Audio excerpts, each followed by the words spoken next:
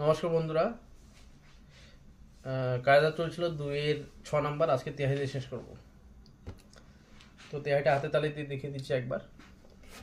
ঘেনা তেটে তেটে ঘেনা না না না না না না ঘেনা ধা না না না না না না ঘেনা ধা না না না না না না ঘেনা ধা ঘেনা তেটে তেটে ঘেনা না না না না না না ঘেনা ধা না না না না না না ঘেনা ধা না না না না না না ঘেনা ধা ঘেনা তেটে তেটে ঘেনা না না না ঘেনা ধা না না না না না না ঘেনা ধা না না না না না না ঘেনা ধা ধিন ধিন এই হয়ে যাবে। তো আমি এটা তবলা দেখে দিচ্ছি।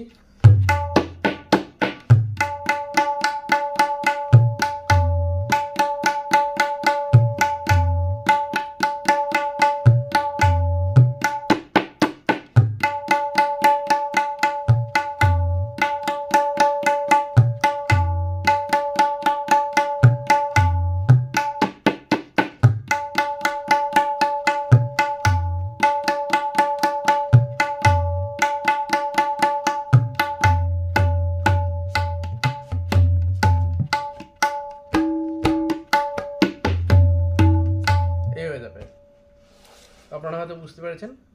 আজকের জন্য এটুকুই। নমস্কার।